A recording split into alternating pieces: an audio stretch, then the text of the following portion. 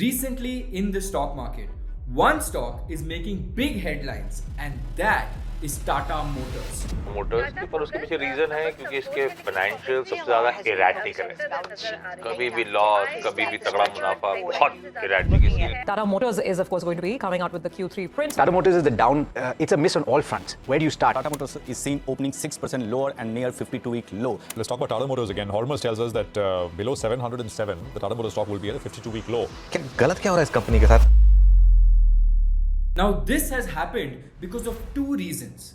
Number one, the stock has fallen more than 40% in the last 5 months. And secondly, it is one of those companies that has the highest number of shareholders as well. So the real question is, why is it falling? Now many investors have actually seen Tata Motors making multi-bagger returns. And if anyone invested in Tata Motors in 2021, then they would have easily made 3-time returns till 2024. So basically like a 44% CAGR in just 3 years. So now the big question is, after around 25% of correction, is there any hope of making money in another rally, or will Tata Motors just destroy my wealth? That is what we're going to look at. Now to find the answer to this, we need to understand a few things very deeply. Number one, why is Tata Motors falling? Number two, is JLR actually good or bad for Tata Motors? Now third, is it a good idea to buy Tata Motors, and what is the long-term story of this that we will understand? Now first things first, let's understand the automobile sector. Now the automobile sector is a classic example of a cyclical industry. Both the passenger vehicle department and the commercial vehicle segment are largely influenced by changes in economic scenarios.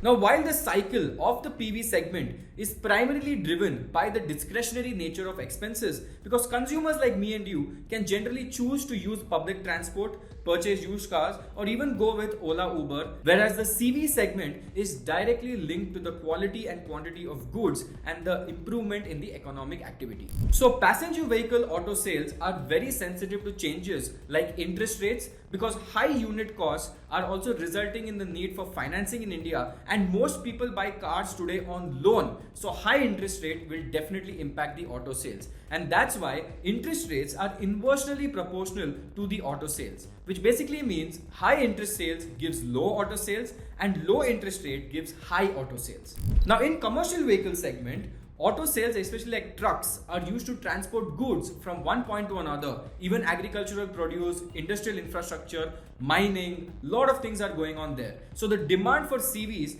directly depends on the capex of the economy, and that's why the government capex is directly proportional to the auto sales. Again here, high capex equal to high auto sales, low capex equals to low auto sales. Now let's understand this with Tata Motors. Now if you looked at the Indian economy last year, we had both high interest rates and low capex, which we discussed in the previous video as well, which is why the automobile industry faced a down cycle, and Tata Motors sales volume also took a massive dip, as you can see in this graph. Now for this little dip in sales volume, Tata Motors quarterly sales reduced from 1,19,000 crores in March 2024 to 1,13,000 crores in December 2024. Now, as the market generally gives a valuation on the revenue growth, we can consider that the actual peak of the upcycle in Tata Motors hit early in the quarter of June 2023 at a price of around 600. And after that, it was completely driven by the bull market of the Indian stock market, because the share price went from 600 to 1118. And that's why you can see, with a little dip in sales volume, revenue and profit, the share price corrected heavily and came down to a share price of around 700 to 720. But now you must be thinking, Shashank, how far can it go? For that, we need to see the previous down cycle from October 2016 to September 2019, where Tata Motors fell by 78%. So maybe from this current level, you will experience a more sharp correction. But why is it that every time Tata Motors only suffers, but the other companies like Mahindra, Maruti, Ashok Leyland, they don't suffer? Because if you look at Ashok Leyland, they fell by only 21% from their all-time high. Mahindra and Mahindra has only fallen 4% from their all-time high, and Maruti Suzuki has also only gone down by 4%. So if all companies are supposed to be equal, then why is Tata Motors getting punished so hard? And that comes to the main problem, which is Tata Motors Land Rover business.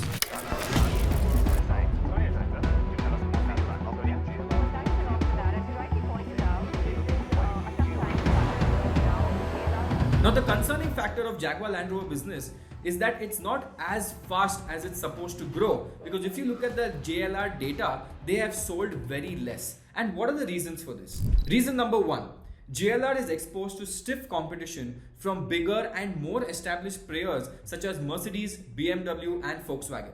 And JLR, with its niche presence, has relatively a low market share in the world luxury car segment. Now, this auto business also requires a large amount of capex, and with successive product launches and investment in EV technology, which JLR is not focusing right now because they're mainly in the internal combustion vehicles and hybrid vehicles.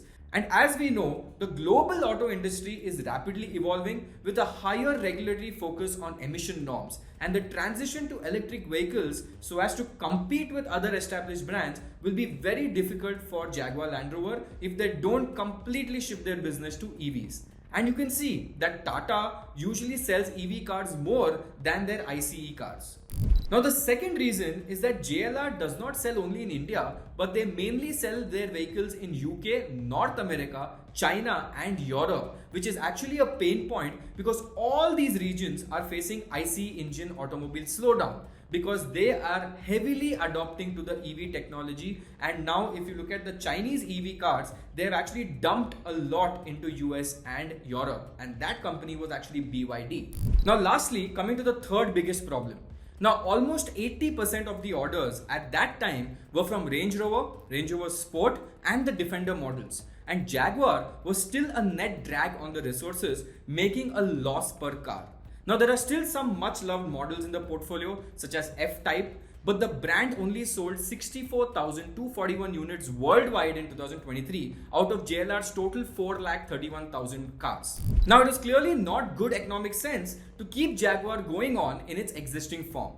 And that's why, to solve this, Jaguar actually rebranded, and now there is a new logo and the Growler Big Cat emblem, which has been on Jaguar cars for many years, has been removed. But the problem was that many people criticized their new logo, but it seems like they have some plan, because Jaguar will end sales of all internal combustion cars and relaunch as an all-electric automaker, thus solving their biggest problem. But the biggest question is, Shashank, will this strategy work out? Why is JLR so important to Tata Motors? And now think about this. Jaguar Land Rover business became a double-edged sword for Tata Motors, because the JLR business contributed to 70% of revenues and 76% of its profit. And that's why Tata Motors is heavily dependent on JLR. And if JLR performs well, then Tata Motors will do really good. But because JLR is currently not doing well and there is so much negativity around JLR, that is why it is impacting the share price.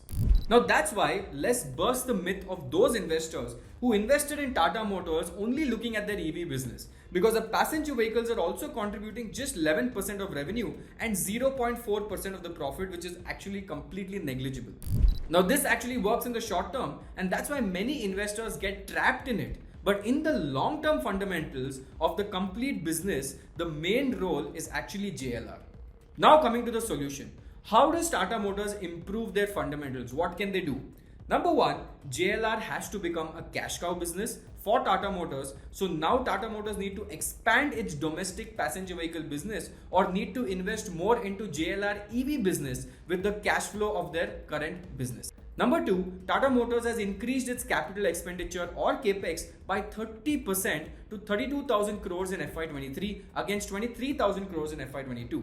Now, the automaker plans to use this capex to accelerate its shift towards EV cars across different segments, including commercial vehicles, passenger vehicles, and the subsidiary Jaguar Land Rover. Now, the automaker will also be making its highest ever domestic investment of up to 6,000 crores for the expansion of its portfolio capacity. And on the other hand, JLR would be getting 26,000 crores or 2.6 billion pounds.